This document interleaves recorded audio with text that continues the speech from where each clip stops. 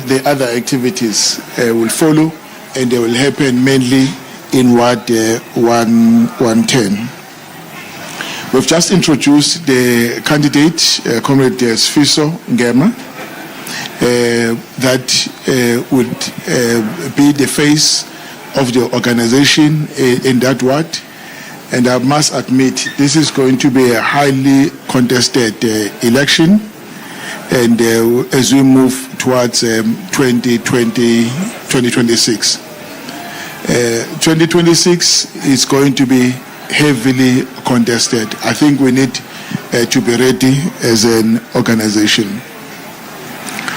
Just in brief, last week I received a farewell note from one from the Consul General in New York, because I've been working very well with her. She was telling me that she was packing up her belongings and leaving America for South Africa. And then later we got news that in fact her accreditation was revoked and by the U.S. administration. That follows straight on the heels of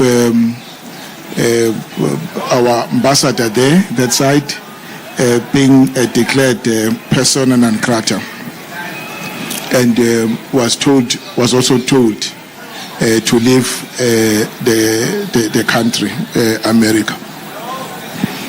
And whilst following that, we also received news that South Africa that had some agreements with America and that were more favorable to us in terms of ALCOA, and that Trump was not happy with that, and then he started introducing the tariffs. He says, according to his words, that South Africa was imposing 60% tariffs on them. It is not true. It was not in all all cases, but he then introduced 30% tariffs as a way of punishing the country. We knew that since we touched Israel, Comrade Mike, and since we touched Israel, and we will face some of the backlash. And because we knew that Israel had the backing of the most powerful countries and in the world, and that it was not alone in the deeds that Israel was actually committing. And we're prepared for a situation like this. And but the good thing, we're not going to be alone. We have won many friends, people who, powerful friends, powerful nations that were afraid to stand up against Israel because they knew what was going to happen to them. But after we took Israel head on, we have seen some of these countries standing up in support of the case that we lodged, and that now it's actually happening, and that is starting to bear results. And the Trumps and other people are not too happy with that. But we are watching the space. But we've taken a resolution. We've taken a resolution that as South Africa, we're not going to take the Trump administration head on, because it is not the people of America who are acting in the manner that is represented by Trump, who are acting like this against us. But it is Trump administration that has taken the course that it has taken. It's not for the first time that South Africa, especially ANC, faced a hostile U.S. administration. It's not the first time. But we maintained the relationship with the people of America. Even when the administration was not against us, but the people of America stood with us and in our liberation, and they forced the Reagan administration to impose sanctions on South Africa. That administration was dead against imposing sanctions on South Africa, but when we strengthened that relationship with the people of America, and that then gave us the results. So we will not ignore what Trump does, but instead we'll strengthen our relationship, people to people, relationship with America, and because we believe that the Trump's administration is a passing thing. And indeed, they made a mistake by appointing Trump, electing Trump as their president. They also have the price to pay, but we think that with time, and we will emerge victorious as the country. The next point, and the GNU, Comrade Mike was speaking about the GNU as well as the Government of Provincial Unity. It suffered a setback and last week, and it suffered setback. It has not been explained adequately what is at the center of the fight between ourselves as well as the Democratic Alliance insofar as the budget is concerned. The DA says you don't need to increase the VAT. Don't need to increase the VAT. All you need to do is to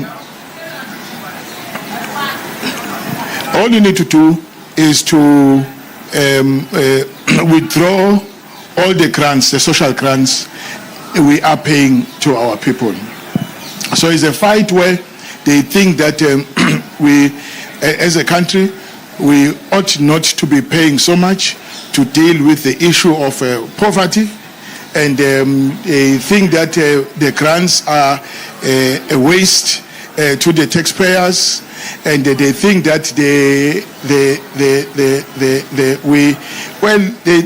basically say that social grants is becoming one of the biggest expenditure item, and they think that by reviewing the social grants we give our people will save some money, and therefore we don't need to increase with the VAT. We said we're not going to do that, and because there was a reason why we introduced the grants that we have introduced, and therefore we will consider increasing VAT. And then the VAT increase is a temporary measure. It's not going to be a permanent thing, and it's even better than going out to borrow. Because if you borrow money, you're actually increasing your debt service cost. Right now, the debt service cost is too much in our country, and but we thought that it's better we call our people to dig into their pockets, as we speak, as an interim measure, and that when the situation improves, at least we'll know that it's not money that we borrowed from anybody that we had to pay and the cost on it, but it's money that our people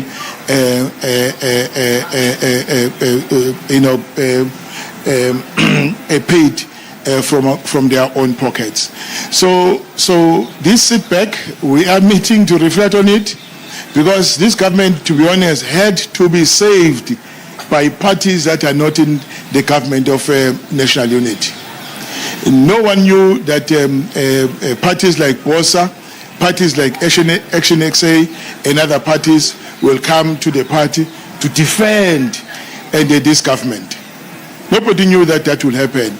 But when they heard that, in fact, and at the center of this fight was the issue of grants, they said, we will not accept it, but will defend this 0.05%, and that is being mooted by the government of national unity. So that's where we are, but we are looking at that.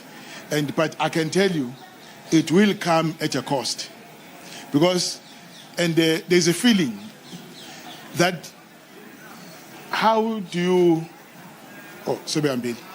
There's a is it? Okay. There is a feeling. There is a feeling, and that how do you trust now those chairpersons of DA, chairpersons of a committee to monitor the budget that they were acting and that they've taken a position against? I think there's going to be a conversation in Parliament, perhaps less in the executive, but more on the oversight. They hold a number of positions of chairpersonships in the legislature, and the portfolio committees are engine when it comes to monitoring the expenditure and the on budget. So we'll then have to have a bit of conversation in that regard. Because even other parties that were supporting us, they're going to ask us a question. Are you still entrusting these people with this responsibility? I don't know. It's a discussion we are going to have as we move forward. And in the province, surely is intact. I don't see any fracture. And in the government of provincial unit, I don't see any fracture. And at a local level, we do have our own arrangement. In the local level, it's not like an executive mayoral system.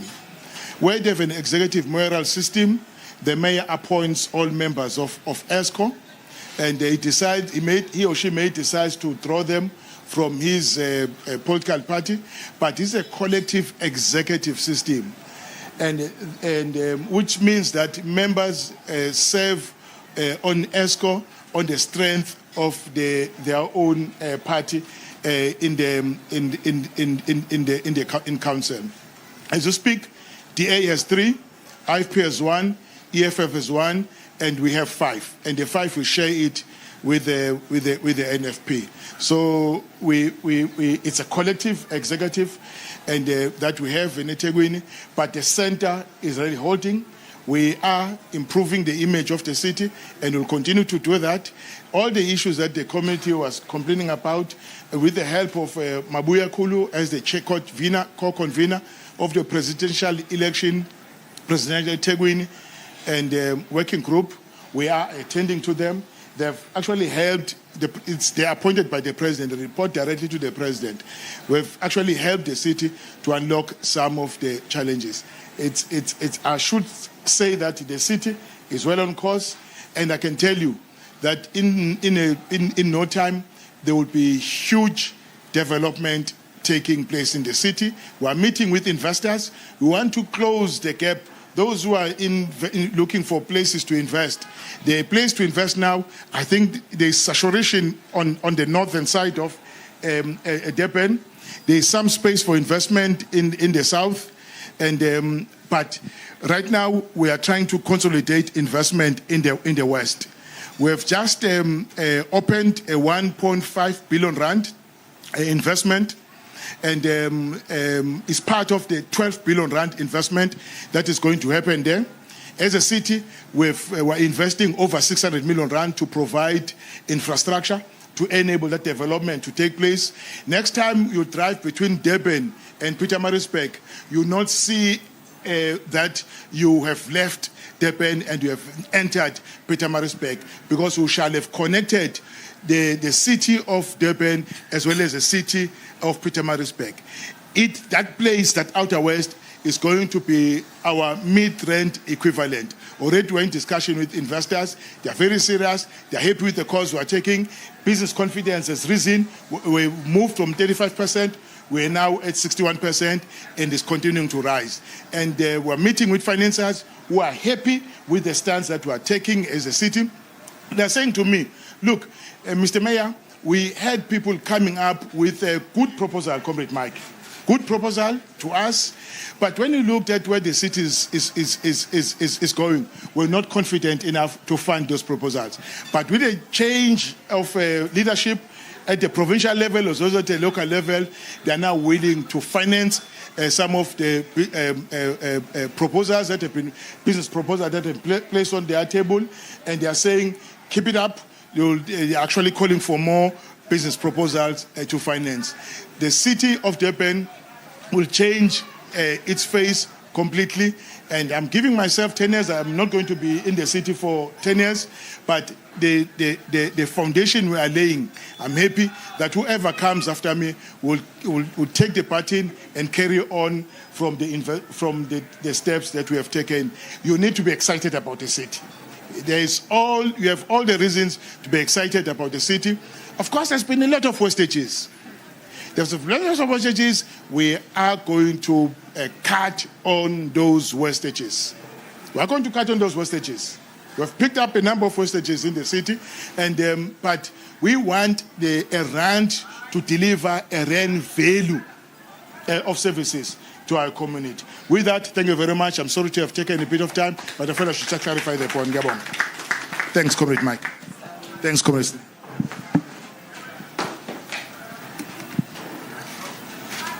Thank you, our worship comrade Cyril Kaba, and thank you for raising those pertinent, salient points that you raised in your keynotes that you raised. That were really, I think it worries all of us as South Africans and as within this Tigweni region. You are doing a sterling job, and we applaud you for that. There's great improvement within our city, and we see the streets are clean. Lots of things are happening within our province, so we're excited for that. But in saying so, I am together with the rest of them, I'm sure, are grateful for the fact that you raised the points that are happening in the US, and those issues are really, really worrying and troubling to us as South Africans, the Trump administration, and also the recent GNU. It's been worrying us, and I'm sure it's been raised, the concerns raised by us were answered by you today, so we are grateful for that. So before I hand on to the next speaker, I would like to acknowledge the Regional Secretary of Musa Dadla region, Comrade Nati. Also welcome Comrade Kosinati from the Mdadla, former chair of 94, chair of Ward 94. Welcome Comrade Mkhizi, Secretary of Ward 35, and the leadership of the Youth League. And before we go on, I would like to now call on our keynote address and the person that we came to hear and listen to. And I'm sure we are all excited and enthusiastic to listen to him. He was my former boss with NUMSA Union, and I was a legal advisor within him and learned a lot from him. And if I stand before you and I'm a brilliant leader, it's because of leadership like him. So I would like to call upon Comrade Mike. Although I've worked with him forever and a day, I still make a mistake with pronouncing his name. So, Comrade Mike, we hand it over to you. Thank you very much. It's always a pleasure seeing you. You remind me back in the days. I'm not sure whether we can understand each other or this thing takes us outside, or we can speak here using it. Can I use it? Okay. Look, let me start by paying my appreciation, firstly and foremost, to His Worship the Mayor, Siyabonga Baba Unonkos, the Chief Whip here, Comrade Dusnes, abantu abakhulu laba abasiphathele idolobha, the leadership that has been introduced, both that comes from this city, the Tigweni region, the leadership that come from other regions. Njomane, who comes from Mzala Ngomalo Slalawe region, Comrade Dusbu Mhlongo, Comrade Matanga, Ukulu, Nopala Wasemsadlal, Comrade now, Nopala Wasemsadlal, Comrade Ilongale PTT, Comrade Tufanle, Mashlas, ngamkhohlwa umuntu omkhulu bese kuthiwa hayi ngikhohlwe kanjani umuntu omkhulu. The leadership that is here, all of you have been recognized. Thank you very much. Comrade Program Director, tonight is not a night for me to make a speech. This evening was built as a round table discussion. In a round table, it is more like an interactive session where we sit around, we interact. But this evening was also built as its main purpose for us was to introduce Comrade Sfiso. Comrade Sfiso, you have been introduced. Now, Comrade Sfiso is our candidate for Ward 110. As a candidate, the ANC leadership in KwaZulu-Natal and by extension throughout the province, we are serious in contesting by-elections.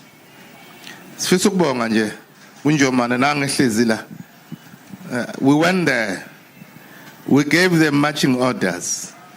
We said we want to Ward 12 for Sopongol and Mzalangamal.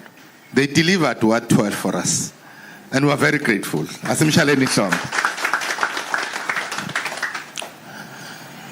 So, we are serious in contesting the by-elections. On the 16th, which is almost like a week and a half from now, of April, we will have two by-elections. We have this by-election here, 110. We have a by-election in Mandane. This by-election is not an ANC ward. It's a ward that belongs to our competitors. I won't name them. I don't name them because I don't speak for them. We speak for ourselves. We want to actually contest this ward. And the reason why we want to contest this ward is because, as we have heard from Comrade Nongos, what is so important for us as the ANC is that we should actually be able to be the main organization that is seized with the issues of the people. The PTT, which is almost 6 weeks old in office, decided on the 3rd of March that we should have a program of action. And because today is a round table, and I don't want to confuse today's session with the one on Tuesday. The one on Tuesday, which is a breakfast meeting that will take place at Coastlands and Musgrave at 8 o'clock. And we're asking every professional to be part of that session. That is where we might say things a little bit more in that session. Because unlike a round table discussion, it's a broader session, but it's a session that we have decided to interact with all sectors. But I may give you what I call the teaser. What is likely some of the elements that we might deal with them. And I must recognize all the alliance, the leagues. I don't want to forget the ANC Youth League. I call the ANC Youth League. Amanda. Yeah. When we decided on renewal and rebuilding of the ANC, and when we are appointed as the PTT, we have decided on two fundamental things. The first is that we are about serving our people. What is uppermost in us to renew our movement is to be where our people are, is to serve them every day.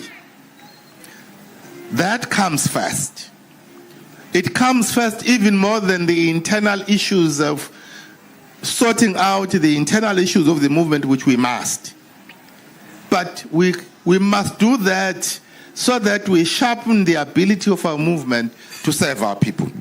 So that is what is uppermost. The second thing that is uppermost in our mind is that we have to lead. And when we lead as a structure and as a collective from the ANC PTT structure, the leagues of the ANC, our allies, the mass democratic movement, and someone calls it that the Congress movement. When we lead, we must lead with unity and practice unity in action. That is fundamental. These two things, our people, first, to focus on their issues and how we deal with them. And then when we lead the issues of our people and we lead the renewal process, the rebuilding process of the movement, we must do so with unity and practicing unity in action. I said to you, I'm not going to give you the details. I'll simply give some on Tuesday, but today is just to be able to give you some of the teasers of what might be contained going forward. But there are certain things that we think are fundamental in shaping the renewal and the rebuilding of the ANC. First of those is the restoration of public trust and credibility. Meaning,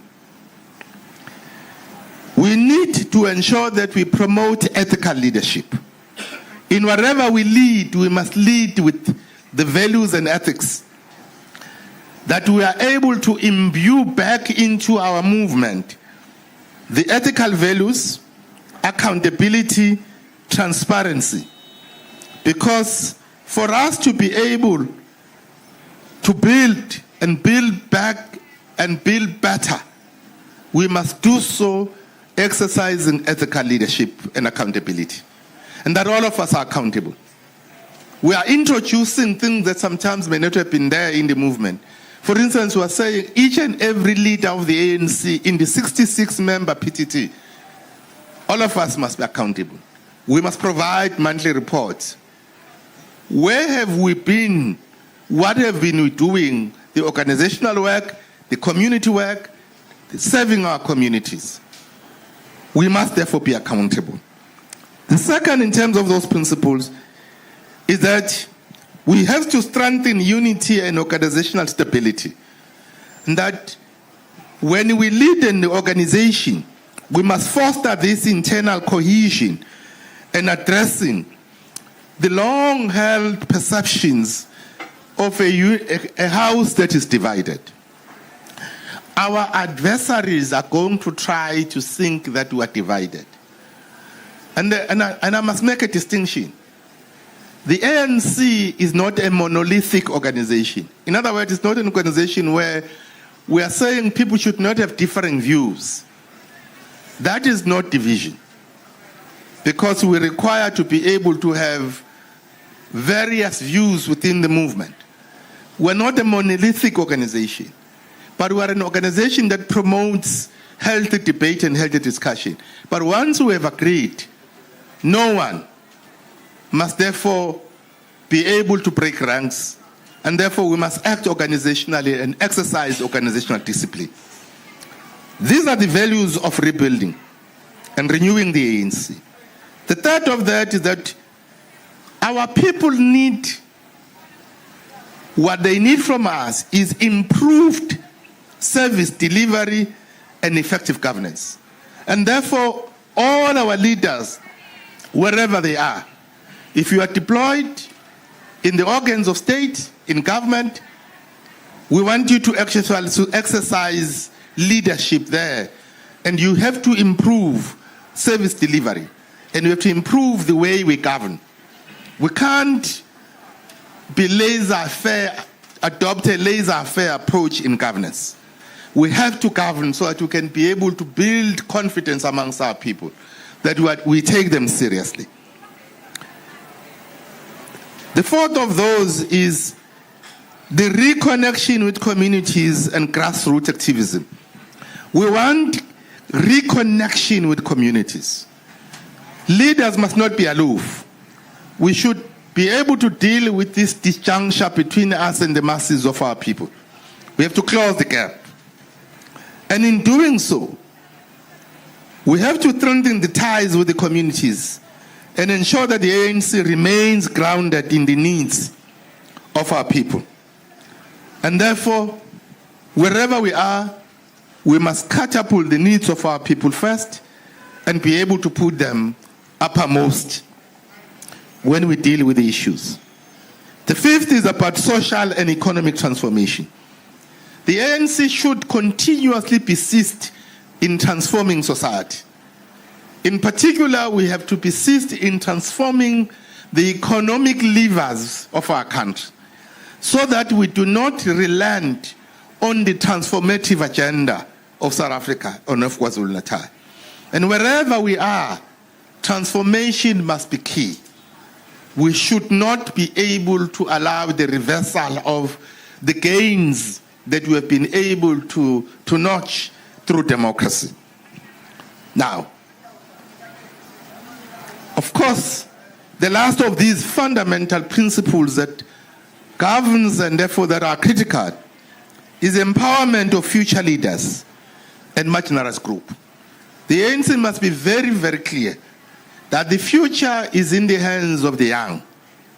And young people, therefore, must be empowered. We have to do everything to empower young people. We have to nurture them. We have to groom them. We have to create space for young people. Because the ANC, from its foundation in 1912, it was founded on the principle that it will espouse generational mix. Within the ranks of the revolutionary movement, we must find young people leading, and we have to groom them. We have to groom young people.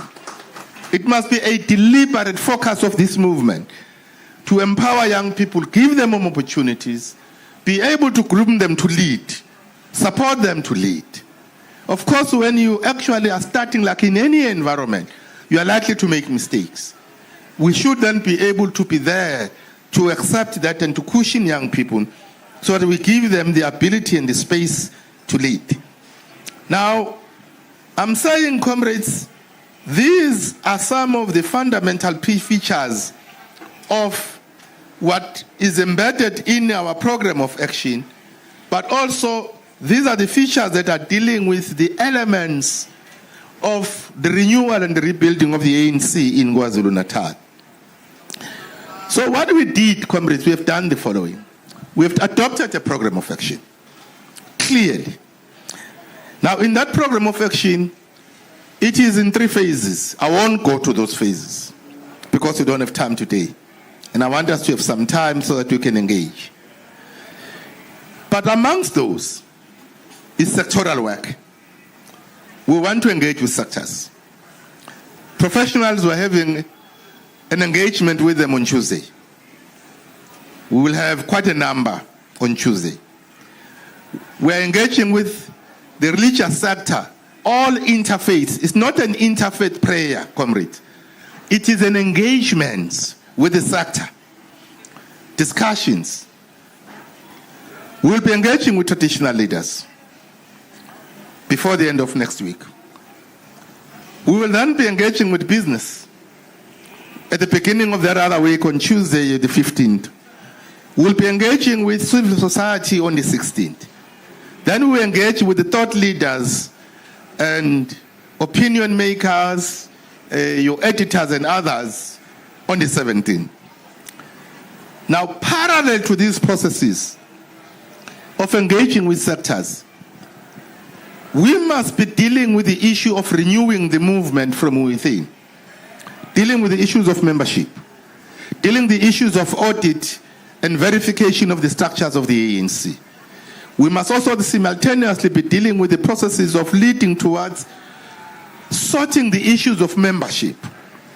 And we are already having a timeline, a roadmap towards that. I won't bother you tonight with the details of that. But the third pillar that is leading with that in terms of this phase, because there are 3 phases. So phase 1 is about us, therefore, reconnecting with society through this sectoral work, through engaging with various organs of society, but also through auditing our own structures and verifying who is still in there in the movement, looking at our electional structures and revamping our electoral machinery, and many, many other areas that we are focusing on. The second phase, which we call it the forging the new vanguard, that phase in itself is a phase of deepening the work that we are doing.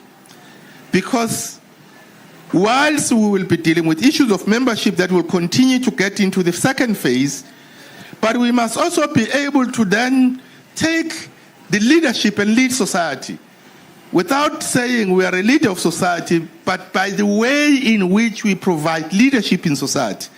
Society must feel that the ANC is here. That process in itself must be governed by certain principles. First of those principles is democratic centralism, meaning power with accountability. In moving to society and engaging with various components and facets of society, ours is to ensure that we exercise democratic centralism. When we take decisions, we must be able to be like an oiled machine. All of us must be speaking in unison. You must be actually almost like having a rehashed or a what is the team? What is the word? Almost like when people are rehearsing, we must have a rehashed approach in terms of articulation. So that when we are articulating things, people feel that the ANC is communicating the similar message. Welcome to young people. Siyabonga. So we must do that. So that is democratic centralism, meaning we must be able to ensure that when decisions are taken, we are able to communicate the similar things from wherever we are as the all facets of the movement. The second of those is the restoring the moral compass, which is ethical leadership, which I spoke about earlier. And therefore, our leaders must understand society expects the best out of us. And therefore, the way in which we behave is quite important. It either will earn us trust or will make us to be detested by people, not to be trusted by people. The third of that, during this period, is power to the people. In other words, grassroots mobilization. The ANC is known for its capacity to mobilize the base. Now, during this phase, we want to ensure that we are able to go back and make our people the centerpiece of our revolution. And if they are the centerpiece of this revolution, we must therefore be able to say, when people have got their own issues, they be water issues, they be any other human settlement issues, we must be found championing those issues. We must be there where our people are. We cannot become an elitist organization. So, now, the next of this is that we have to service the people, in other words, the revolutionary mandate. Our existence, comrade, is about nothing else but to be where our people are, take up their issues, serve them. If we do this, we will pay less attention to our competitors. I want you to understand us clearly, comrades.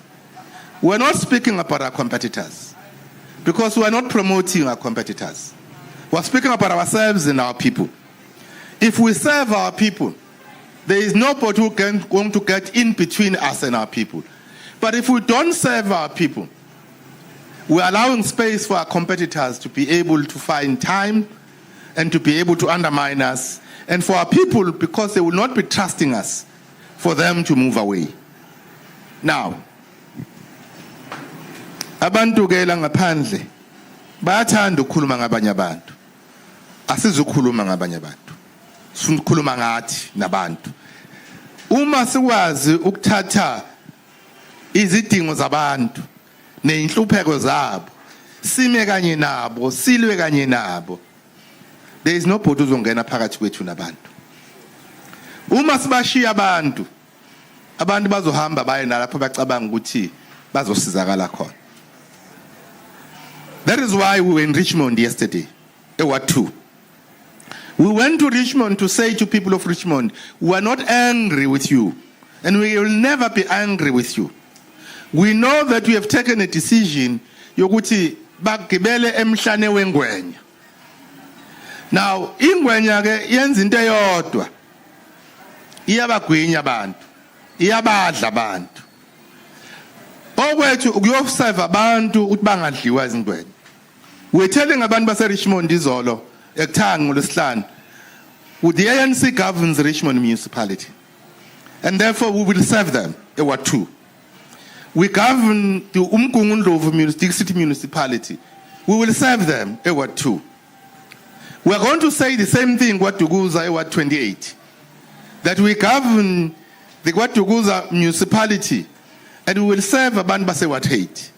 We will say the same thing because we govern the Ilembe district, and it will bring services to the Ward 28 community.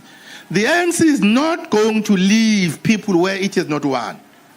We are a democratic organization that understands that democracy at times will be in our favor, at times it will not be in our favor. But where we still lead the state, we will use the machinery of the state to serve our people. Because we are committed to this very cause that I just outlined to you. So we are very clear of where we are going. So, the point about tonight. Tonight is about saying to you and to the professionals and whoever is here, we have a candidate, Comrade Manja of Swisonge. And when Swisonge contests the election, he's not contesting the election in his own ticket. He's contesting the election as a deployee, of the African National Congress. So we would want you to be able to support this candidate. But people are asking us questions. Why do you support the ANC? Why now? What is new about the ANC, this PTT? First among those, we are committing to have a renewal charter. And we are busy crafting that renewal charter. And we are going to expect each and every leader of the ANC, starting with the PTT itself, signing the charter. And the principles of the charter are the principles of renewing and rebuilding, are the principles that put our people first, as I was saying to you. So that work is being done. The second, we are recalibrating to open up the ANC to be attractive to the masses of our people. With the Asiya Kaya campaign, which Asiya Kaya ANC campaign, that campaign in itself is a campaign that is aimed at attracting. Where we are, we're 17% in terms of electoral support in KwaZulu-Natal. If I were to put it in stark terms, we are at the end of a seabed. Anyone who understands the ocean, and this is the end of the seabed. We are at the deeper end of the seabed. And to go down there is too far. And once you are at the seabed, there is nowhere you can go further. So we can't go further from where we are. We only have one option, is to go up. So going up we must. It's not something of either or. So to come up, we require a lot of oxygen. Because even with the oxygen boxes that we are carrying on our shoulders, they may not be sufficient because of the depth of the ocean. So we need more. But we also need more energy from each one of us. Hence, we don't have time to play silly games amongst us. We therefore must rely on each other, that we all need to come up. Because if we don't come up, if any one of us pulls one of us down, he's pulling all of us down. And that will become the end of the ANC. And this organization is 113 years old. Think about it. When future generation remember that there was a generation which on 113 years of the ANC decided to sink the ANC. History will be very harsh on us. There can be no options, comrade, but to get up. We can't get up on our own because the ANC is not an organization of leaders. We are not the sum total of the leaders are not the sum total of the organization. Even the structures of the ANC, even the leagues of the ANC, even the mass democratic movement, the ANC belongs to the people of this country and to the people of the continent. Hence, everyone who is here, who is a motive force of this revolution, has a responsibility to ensure that the ANC does not die. This is an existential problem. If we actually allow the ANC to die because of our personal desires, because of our narrow subjective interest, because of our divisions, we're doing the whole movement a big disservice. And we will be intolerant, comrade, for divisions. We will be intolerant for divisions.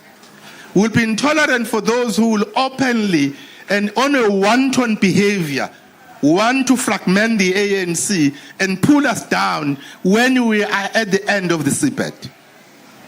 All we need is hands on deck to push each other up so that we reach to the shore. And when we reach the shore, we will all have a breather. All this movement requires, it needs each and every one of us to come to the party. This is not a movement that belongs to the leaders. It belongs to the dead who were before us, our forebears. It belongs to us, the current generation. It belongs to those who are still yet to be born. And we have no mission to destroy it.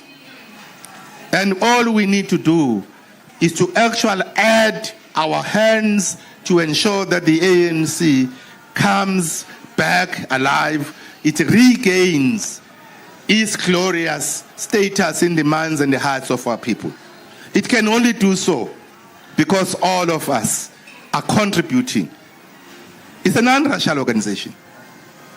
We want an ANC that will reach the length and breadth of our people. We'll go to minority communities because many would remember the 1945 Pact of the three doctors who came together at a time when conditions were very, very bad. They agreed to work together. We can't divide ourselves now and fragment ourselves. I want to end by saying, comrades, a revolution is not a bed of roses.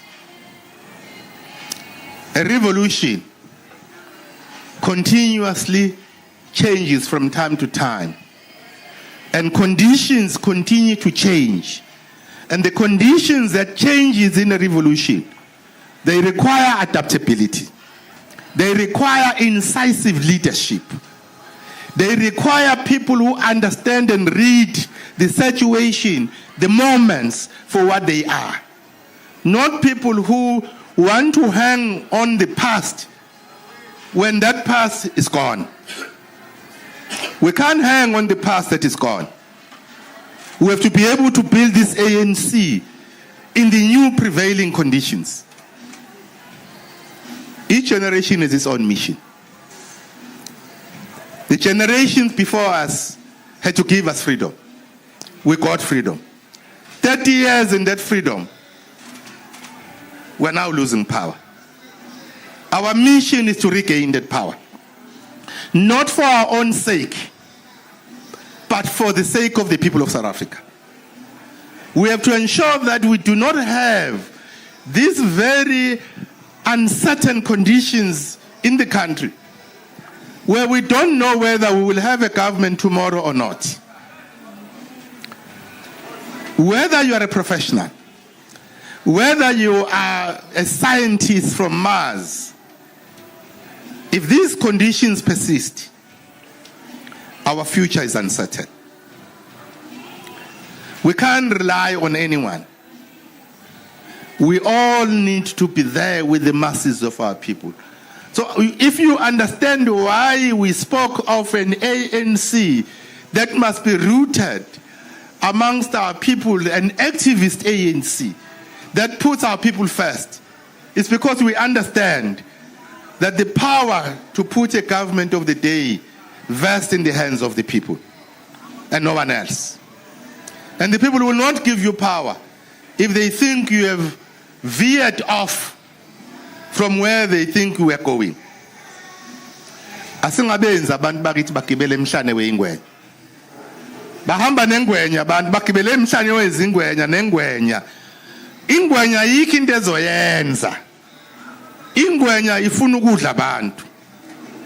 Uma isemfuleni, makufika imbuzi iyadla, makufika inkomo iyadla, uma kufika noma isiphi isilwane iyadla. Uma kufika umuntu ezokha amanzi iyadla. Uma kufika abafana bethi bezobhukuda iyadla. We must never leave our people to be exposed to crocodiles. There are crocodiles here. And our people are riding at the crocodile, thinking that the crocodile is something that can take them across the treacherous waters. Afuneni ingodo, afuneni imkhonto, afuneni amapiki. Ukuze umingwenye ivule umlomo siwafake emlonyeni wengwenye. Kodwa the only way to do that better is to serve our people.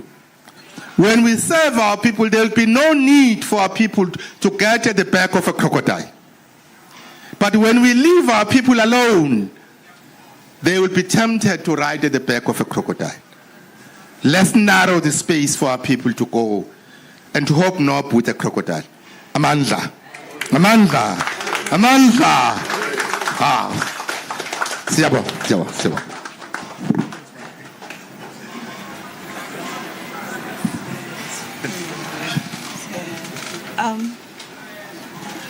Comrades, can we have applause for our comrade here? He's done exceptionally well. He's unpacked all our key issues. He's given us reasons why we should vote for the ANC, why people employable. We make them by making sure that we are assisting them in skills development and making sure that we are assisting them in maybe obtaining their qualifications as well. So it's very important that we make these young people employable, especially with what the NEC member, the mayor, was saying. Because when we make them employable, we must make sure that they match the demands of our economy. Because we are entering, or we are already in the fourth industrial revolution. These opportunities that young people must be getting are opportunities that are matching our economy and the demands of our economy. So we must make sure that even when they're in the projects that the mayor was speaking about in terms of investments, we must make sure that young people are fitting in those projects, not only in employment, but in also business opportunities as well. Now, Mr. Mabuyakulu also said that we are not going to zoom. Be free to say, Comrade Mike. No. No, it's fine. That's so I'm giving you freedom. Okay. The coordinator actually said that part of another reason why we are here is to introduce the candidate. Well, I have a message to the candidates that not if, but when we win the election that we are going to, you must never forget the people. Never forget the people that put you in the office. And you must always remember that you being a councillor is not a position for you, your family and friends, but it's a position that belongs to the African National Congress by the will of the people. Respect the organization. Respect the people that put you in power. We will be there supporting. We'll be there. We are there. But we wish you all the best. We wish the African National Congress all the best, and we wish young people we should go there, mobilize other young people, because majority of people that are going to be voting there, it's young people. So never forget the people who put you there. Never forget the African National Congress. This position is not yours. It's not for your family. It's not for friends, but it's for the people. Thank you.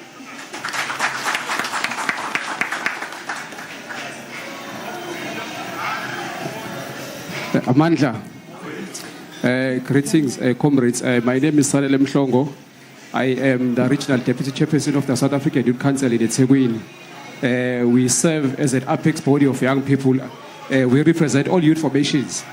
As part of my engagement directly to Comrade Mike, mine is to deposit a view, and we must also appreciate the ANC for developing youth directorates within all departments of government.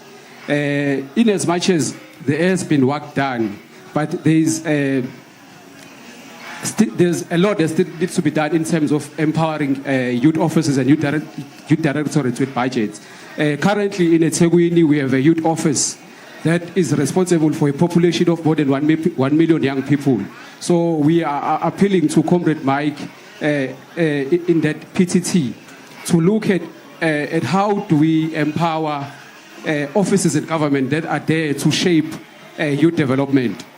And also to say from Comrade Cyril Kaba, Mr. Mayor, we are observing a lot of catalyst projects that are invested in our seats, but we see young people not actually participating in all economic activities that are happening within those projects. Not so long ago, there was a launch of West Town. We do appreciate, but there's little young people that are participating in terms of the infrastructural development of such projects. So we kindly appeal, Comrade Mike, Comrade Mayor, Comrade Chief Whip, that whenever there's projects, can we have a platform that we create that young people in business can participate fully as other people of color? Because in Duzuma we have a mall midway, and little young people participated in terms of business opportunities. We are mostly found when we are required to be part of labor. Thank you.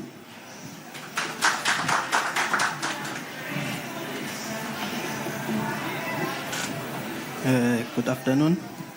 I greet you all with the utmost respect. Let me acknowledge the presence of our esteemed provincial leadership, local government leaders, and all comrades and professionals in the room.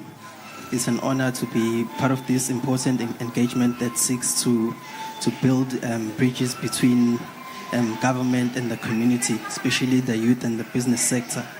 So my question is, can the ANC leadership commit to holding its deployees accountable at municipal level, particularly councillors and senior officials who consistently fail to deliver basic services or are implicated in maladministration? We've seen several municipalities across the province failing to spend their allocated budgets, while communities continue to suffer from poor infrastructure, water shortages, and lack of development. How does the ANC plan to deal with this disconnect between budget availability and service delivery? And will consequence management finally be prioritized as part of the Paris Renewal agenda?